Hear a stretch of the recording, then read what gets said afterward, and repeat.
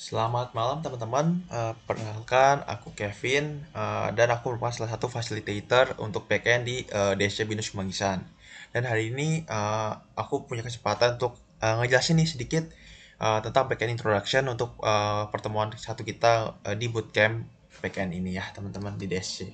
Kayak gitu. Nah, mungkin aku mau ngasih tahu ke teman-teman semuanya kalau hari ini mungkin kita nggak akan terlalu dalam buat bahas backend dan lebih benar-benar ke introduction dan belum mulai code sama sekali ya teman-teman. Jadi lebih ke apa sih itu backend dan lain-lainnya kayak gitu. Sama mungkin nanti ada beberapa installation yang teman-teman harus lakuin dan teman-teman bisa ikutin kayak gitu ya.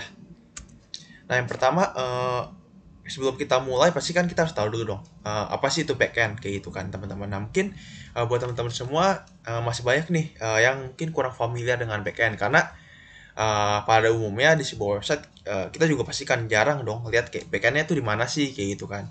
Pasti dikit, front endnya bagus nih, desainnya bagus, UI UX-nya bagus, user interface, user experience-nya tuh memuaskan kayak gitu. Nah, pasti teman-teman jarang kan kayak, backendnya emang ada ya kayak gitu. Di mana sih backendnya?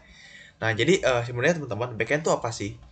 Backend tuh merupakan salah satu bagian dari web development yang fokusnya bisa dibilang di balik layar atau enggak mungkin lebih mengurusi koneksi-koneksi dari website kita ke database kita atau enggak ke cloud storage kita kayak gitu sih teman-teman. Nah, selain itu backend juga biasanya fokus nih pada pemanggilan atau pembuatan API, Programming Interface kayak gitu nih teman-teman.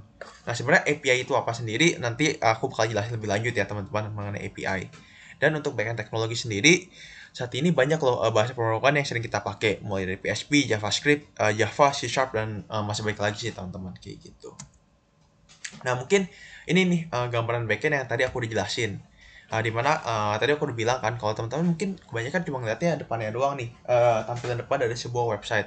Sedangkan backend itu sendiri bisa dibilang tertutup nih kayak es. Kayak gunung es di lautan dimana sebenarnya masih banyak nih gunung es di bawah lautannya. Nah, itu adalah backend teman-teman. Jadi ya bisa dibilang mungkin teman-teman mungkin jarang tahu tapi backend tuh salah satu hal yang paling penting loh teman-teman atau mungkin bisa dibilang aspek yang utama di dalam sebuah website kita berjalan dengan baik gitu sih teman-teman. Nah, lalu apa itu API? Nah, mungkin tadi sebelumnya kan aku udah jelasin nih sedikit nih kalau backend tuh juga ngurusin tentang API, Application Programming Interface. Nah, apa sih Vin? API itu apa sih? Interface apa sih Vin? Nah, mungkin sebelum masuk ke API itu sendiri, aku mau jelasin dulu nih teman-teman. Kalau sebenarnya zaman dulu tuh pasti saat kita akan mengembangkan sebuah aplikasi, mungkin sampai sekarang ya teman-teman, sebuah website, kita pasti akan memperhatikan tentang aspek mungkin platformnya di mana. Kita mau launch-nya di mobile-nya kah, di desktop-nya kah, atau di website gitu. Atau nggak mungkin kita mau pakai OS apa nih, iOS, Android, Linux, ataupun operating system lainnya. Nah, setelah itu kita juga ada bahasa pemrograman yang mungkin mau kita pakai nih.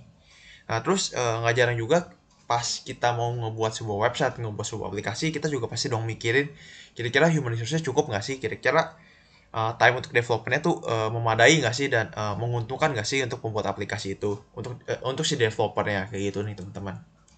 Nah, jadi sebenarnya untuk beberapa aspek ini API itu sangat membantu loh teman-teman. Jadi API itu sendiri merupakan interface yang bisa nih menghubungkan database kita eh, ke berbagai interface lainnya mulai dari teman-teman mau tampilin mungkin mungkin di website gitu atau enggak mungkin teman-teman pengen manggil data dan tampilin di aplikasi. Nah, dengan adanya API itu sendiri kita bisa menggunakan satu bahasa yang sama bisa dengan mudah untuk memanggil data-data tersebut ke tampilannya kayak gitu sih teman-teman. Nah, mungkin ini ada meme-nya nih teman-teman kayak ada front end development, back end development, terus ada JSON kayak gitu kan, terus ada full stack developer. Nah, jadi sebenarnya ini tuh bakal berguna banget nih teman-teman API ini dan teman-teman bakal belajar API ini sendiri sebenarnya di pertemuan 9 nanti ya teman-teman di akhir.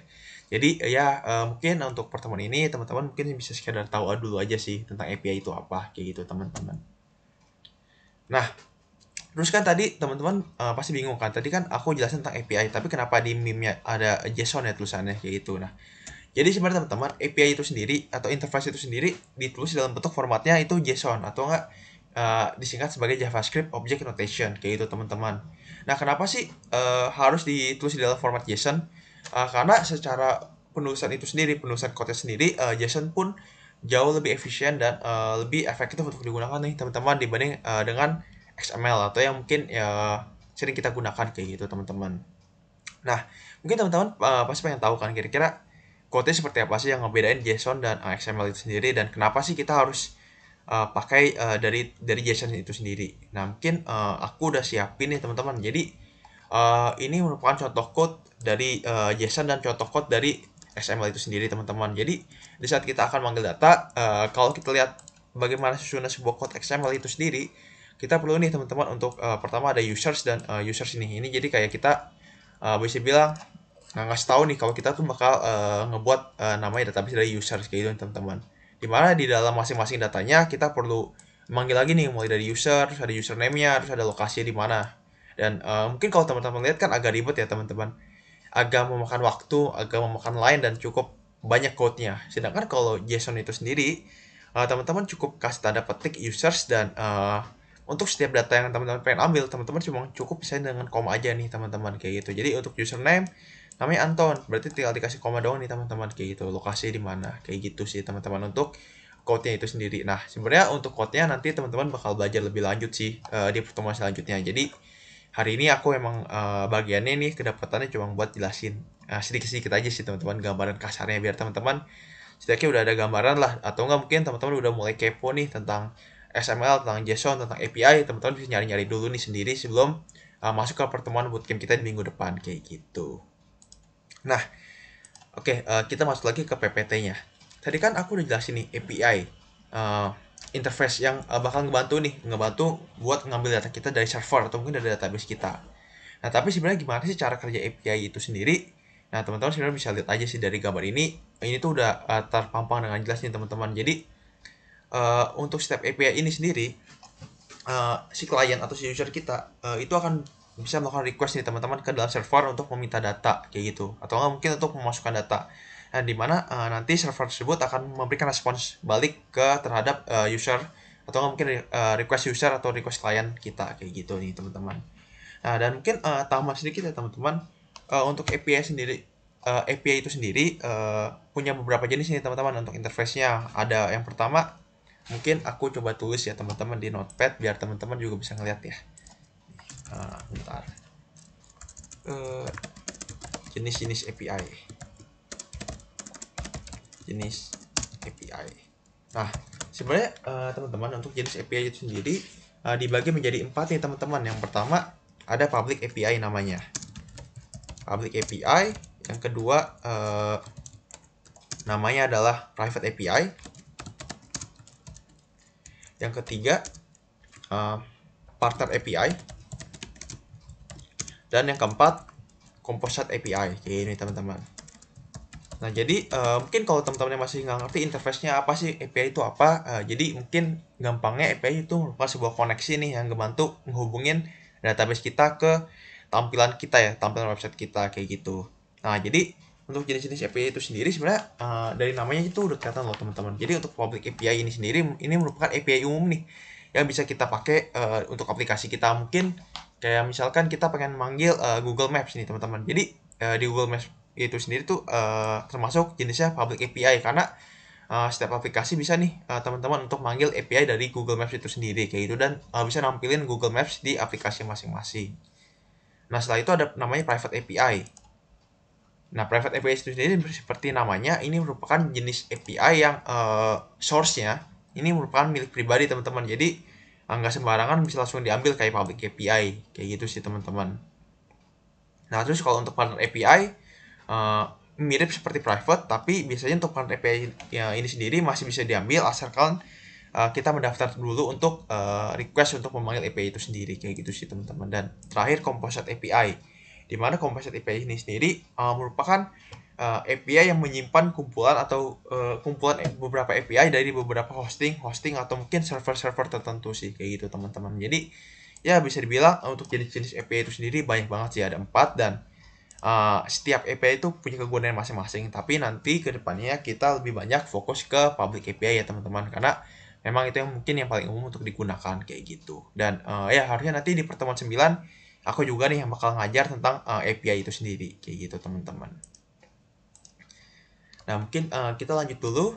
Nah, setelah itu ada HTTP method. Nah, apa sih HTTP method? Nah, jadi mungkin teman-teman juga bisa lihat nih penjelasannya kalau di API itu sendiri terdapat metode-metode yang atau mungkin bisa dibilang perintah-perintah yang bisa kita lakukan nih pada API itu sendiri, di mana pada API terdapat 4 metode utama sih bisa dibilang ya yang paling sering dipakai. Nah, yang pertama tuh ada namanya get, post, put, and delete kayak gitu teman-teman. Jadi sebenarnya untuk metode ini sebenarnya sama aja sih kayak carude, create, update, delete kayak gitu sih teman-teman. Jadi yang pertama tuh ada get. Yang pastinya kita bakal ngambil nih atau kita meminta data information dari API resource-nya kayak gitu. Terus post di mana kita bakal ngebuat resource itu sendiri atau nggak bisa dibilang ini kayak kita mau masukin data lah kayak gitu teman. Ini get tuh kita ngambil data, gampang seperti itu. Nah, terus ada put, itu merupakan sebuah metode untuk kita ngupdate resource pada API kita, dan terakhir ada delete.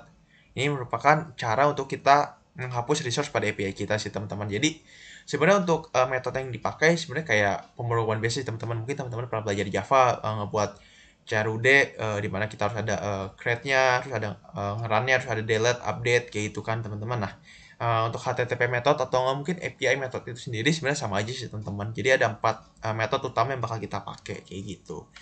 Nah, nanti teman-teman pasti bakal sering pakai kok ke depannya untuk code-nya nanti teman-teman ya.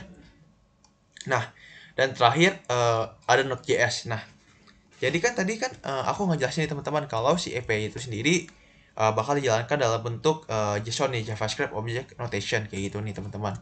Dimana untuk menjalani sebuah JavaScript tentu kita perlu namanya Node.js. Nah, mungkin teman-teman bingung kan, kenapa sih kita perlu Node.js, Vin? Kayak gitu. Nah, jadi sebenarnya teman-teman, sebelum ada Node.js itu sendiri, bahasa JavaScript itu sendiri hanya bisa dipakai di lingkungan website aja nih teman-teman. Atau bisa dibilang, kalau kita cuma ngejalani di bahasa pemrograman lainnya, atau nggak mungkin di aplikasi lainnya, kita nggak akan bisa ngejalanin namanya JavaScript. Nah, makanya kita butuh Node.js untuk ngejalanin atau nggak mungkin agar bahasa JavaScript kita bisa dijalankan dengan baik kayak gitu nih teman-teman. Dan mungkin ini ada sedikit sih sejarah tentang Node.js itu sendiri, di mana Node.js itu sendiri baru mulai dibuat dan di launch itu di 27 Mei 2009 oleh Ryan Dahl. Dan di mana Node.js itu sendiri sebenarnya teman-teman sering banget loh dipakai oleh perusahaan-perusahaan besar, mulai dari PayPal, dari Netflix kayak gitu teman-teman. Jadi sebenarnya Node.js itu sendiri sangat memudahkan kita untuk membantu nih kita menjalankan JavaScript pada aplikasi-aplikasi kita kayak gitu nih teman-teman. Nah, mungkin untuk teorinya menurut aku udah sih sampai situ aja teman-teman. Mungkin aku mau ajarin teman-teman buat install aplikasi-aplikasi yang bakal kita pakai teman-teman buat kedepannya, buat kita coding kayak gitu. Nah, mungkin yang pertama pastinya teman-teman perlu namanya Visual Studio Code. Bentar ya teman-teman, Studio Code. Nah, jadi sebenarnya aku udah ada nih teman-teman untuk Visual Studio Code sendiri. Nah, tapi aku bakal tetap ajarin teman-teman gimana sih cara downloadnya kayak gitu ya teman-teman. Nah, yang pastinya kan teman-teman ini kan aku pakai Windows ya teman-teman. Nah, tapi nanti teman-teman bisa nyesuaiin sendiri. Kira-kira teman-teman OS-nya tuh pakai apa? Ada Mac, ada Linux juga kayak gitu. Dan untuk teman-teman pakai Windows tinggal langsung di-download aja sih teman-teman kayak gitu. Ini nggak susah kok. Dan sebenarnya untuk Visual Studio Code ini bakal kita pakai terus ya teman-teman, baik di backend maupun di front end kayak gitu. Dan ya bisa dibilang hampir di seluruh code kita, di seluruh bootcamp kita kali ini, di setiap cabangnya pasti bakal pakai Visual Studio Code sih teman-teman kayak gitu. Nah, ini mungkin untuk teman-teman yang pakai Windows langsung download aja sih teman-teman kayak gini. Nah, nanti ini bakal langsung ke download sendiri sih teman-teman, tinggal ditunggu aja kayak gitu. Harusnya untuk ukuran juga nggak terlalu gede teman-teman, cuma sekitar 70 MB-an.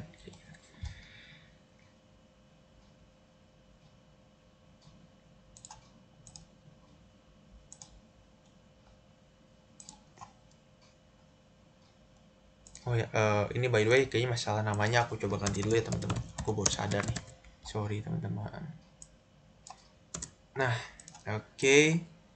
Nah, untuk downloadnya sebenarnya teman-teman tinggal dibuka aja. Bentar ya. Ini aku lagi loading sih. Ini yang pasti teman-teman save aja. Ini harusnya create desktop icon aja. Tapi sebenarnya bebas sih teman-teman. Teman-teman mau buat atau enggak. Ini install aja sih langsung kayak gitu teman-teman. Jadi nggak usah ribet kayak gitu. Nah, tapi ini aku cancel aja karena atau enggak apa sih, aku install ulang aja. Nanti kita buka bareng-bareng kayak gitu untuk Visual Studio Code-nya.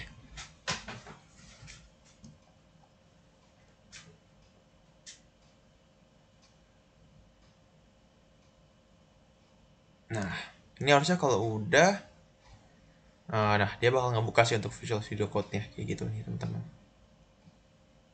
Nah, oke, sorry, ini kemarin ini UTS aku. Jadi sebenarnya untuk Visual Studio Code sendiri kita coba ke new window.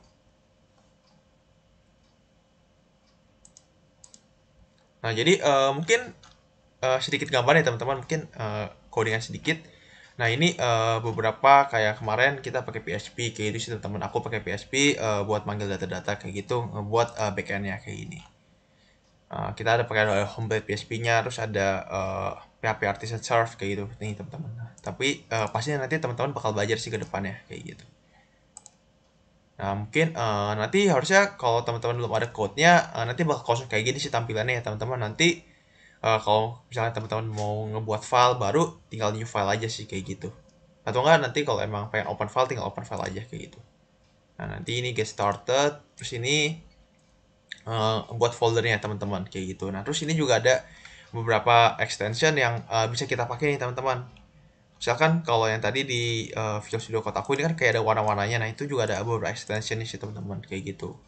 Terus ini ada dark plus syntax di mana ini buat warnanya sih teman-teman kayak gitu sih. Nah ini cuma beberapa extension. Nah ini rainbow brackets di mana biar bracketsnya ini biar tutup kurang ini kayak ada merah-merah terus ada kuningnya kayak gitu teman-teman. Aku pakai extension ini kayak gitu. Nanti teman-teman harus tinggal cari di extension terus cari aja sih teman-teman rainbow brackets kayak gitu. Nah kan kalau aku kan udah diinstal, nah tapi harusnya kalau yang belum nih bakal kayak gini kan, atau kayak gini nih. Nanti teman-teman langsung install aja kayak gitu sih untuk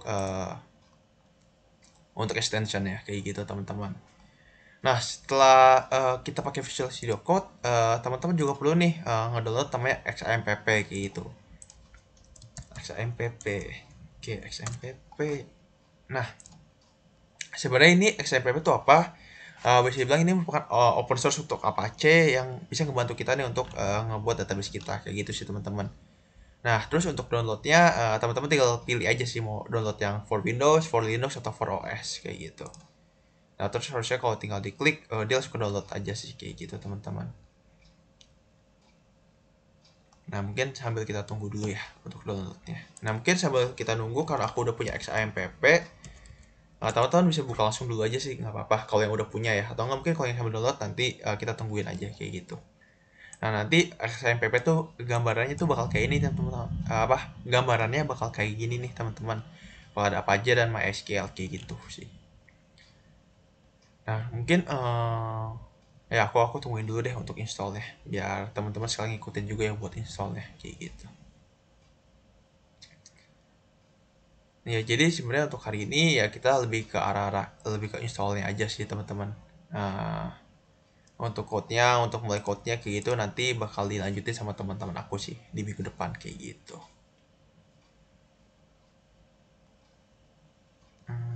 Oke, ini kita tunggu dulu masih download.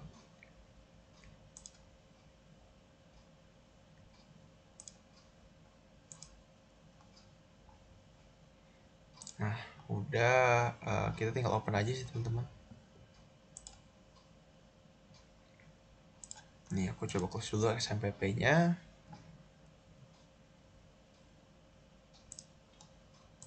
Ini kita ke file aja biar kosong, biar rapi. Sorry. Nah, nanti harusnya kalau di laptop teman-teman ada kayak ini tinggal yes aja sih, nggak apa-apa teman-teman, nggak bakal kenapa-napa kok laptopnya kayak gitu. Nah, ini lagi loading. Kita tunggu dulu ya teman-teman.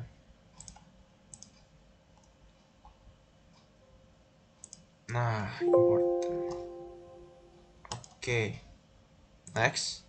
Nah, ini untuk installnya ini tinggal next aja sih teman-teman, nggak usah ada yang diubah apa-apa. Kalau aku sih nggak pernah diubah apa-apa ya kayak gitu. Ini tinggal next aja kayak gitu sih. Nah, ini untuk installnya sebenarnya teman-teman bisa di mana aja sih. Bahkan aku di mana ya? Aku sih kalau biasa di XMPP di sini kayak gitu. Nah, tapi karena aku udah ke download ada XMPP-nya sendiri, makanya aku nggak bisa download lagi nih. Dianggapnya aku udah ada datanya nih dalam XMPP-nya kayak gitu. Nah, tapi pasti kalau buat teman-teman yang belum ada, tinggal di next aja, ntar tinggal diinstall sih kayak gitu teman-teman. Nah, aku cancel aja teman-teman, karena kan aku juga udah punya XMPP-nya dan kalau kita buka kayak tadi, Nah, ini tinggal kita buka aja. Kalau teman-teman mau ngejalanin nih dan pengen ngeliat nih XMPP-nya tuh seperti apa sih di dalamnya, kita tinggal start, dimana kita ngebuka admin nih untuk MySQL-nya, kayak gitu. Ntar ini bakal nyambung ke open source dari localhost PHP MyAdmin sih, kayak gitu teman-teman. Ya ini bakal kepake sih nantinya harusnya. Ya ini gambarannya kayak nanti bisa tentang database SQL gitu-gitu sih teman-teman. Ntar ini harusnya bakal kesambung juga ke uh, Visual Studio Code kita kayak gitu, dimana mungkin yang kayak tadi aku juga sambungin nih database aku sama codingan aku yang di Visual Studio Code ini kayak ada book sih gitu sih. Nanti kita ada migration gitu juga gitu. Nah, mungkin ini aja sih gambaran sedikit soal SMPP ini. Kalau kita mau stop tinggal stop, ini tinggal close aja sih, nantinya ke close kayak gitu. Nah, setelah itu teman-teman juga perlu download Node.js kayak gitu ya. Nah, untuk Node.js sebenarnya teman-teman langsung bisa Windows installer aja sih kalau pakai Windows, karena kan aku juga Windows ya pakainya kayak gitu teman-teman. Dan ini juga nggak terlalu lama sih, tapi wifi aku aja nih agak lemot kayaknya kalau di jam segini kayak gitu. Nah, tapi karena aku udah download, coba ya aku lihat dulu. Kayaknya aku udah download sih untuk Node.js-nya. Nah, nanti bakal downloadnya ini sih teman-teman, Node.js atau Wizard. Ini tinggal next aja. Yang pertama mungkin kita remove dulu ya teman-teman, biar teman-teman bisa tahu nih cara installnya dari awal tuh gimana. Karena tadi kan aku udah install nih teman-teman. Ya, karena aku juga yang udah install dari dulu sih teman-teman, udah lama. Tadi aku coba install ulang kayak gitu.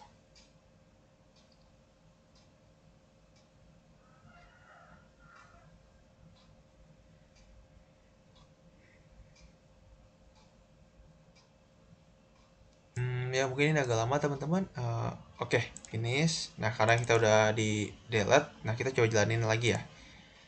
Jadi ini save aja kayak biasa, kayak tadi Visual Studio Code juga. Ini next saja, ini next saja, ini tinggal di nextin terus aja sih teman-teman, nggak usah dipencet apa-apa kayak gitu. Ini ya saja nggak apa-apa. Nanti tinggal di install. Nanti si Node.js itu bakal nge-install, dan nanti harusnya Node.js itu bakal tersambung ke Visual Studio Code kita juga nih teman-teman. Jadi nanti kita bisa ngejalanin JavaScript kita kayak gitu sih, dengan lancar kayak gitu. Nah, tapi nanti ngejalanin gimana bakal di pertemuan selanjutnya sih ya teman-teman. Karena kalau aku jelasin di sini nanti di pertemuan selanjutnya kemakan nih atau nggak kepake materinya kayak gitu sih teman-teman.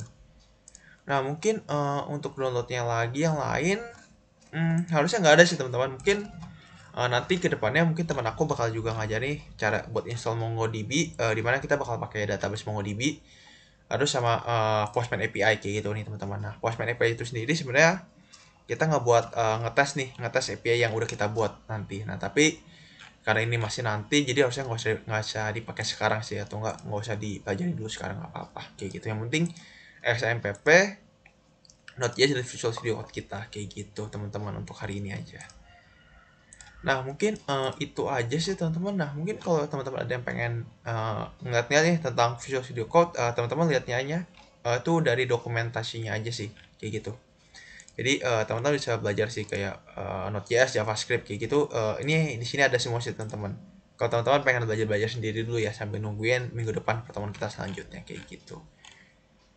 Nah, ini yang kayak tadi yang aku udah buat nih model JavaScript tuh JSON tuh kayak gini model teman-teman. Makanya kita kenapa pakai JSON nggak pakai XML kayak gitu. Nah, mungkin itu aja sih dari aku untuk hari ini. Ya, mungkin untuk teman-teman yang udah merhatiin, yang udah dengerin aku sampai akhir, thank you ya teman-teman, dan sorry kalau aku ada beberapa salah kata dari tadi kayak gitu sih teman-teman. Sama tadi sorry juga nih, namanya masih AI Bootcamp kayak gitu. Nah, teman-teman mungkin yang terakhir teman-teman bisa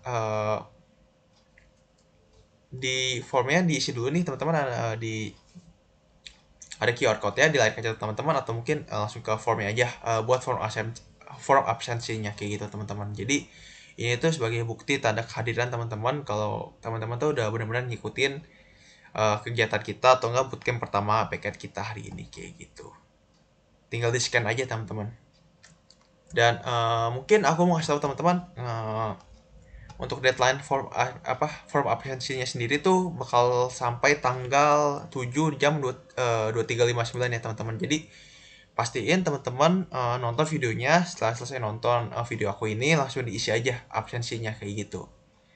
Dan ya isi aja, jangan sampai lupa ya teman-teman, karena kalau teman-teman lupa nanti teman-teman bakal nggak dapat sertifikatnya sih. Jadi kan sayang juga ya, teman-teman udah ngikutin ini dari awal sampai akhir terus nggak dapat sertifikat, kan agak sayang kayak gitu. Nah mungkin itu aja sih dari aku untuk hari ini, untuk bootcamp pertama kita. Semoga bisa membantu sedikit untuk pemahaman teman-teman mengenai backend itu sendiri apa. Dan kalau teman-teman ada pertanyaan, teman-teman bisa langsung aja ya tanya di Discord kita, di Discord di channel backend. Nanti pasti aku dan teman-teman aku bakal bantu jawab sih, untuk facilitator backend lainnya pasti bakal bantu jawab di Discord itu. Kayak gitu teman-teman. Ya mungkin sekian dari aku. Thank you ya teman-teman udah mau nontonin sampai akhir. Have a nice day teman-teman.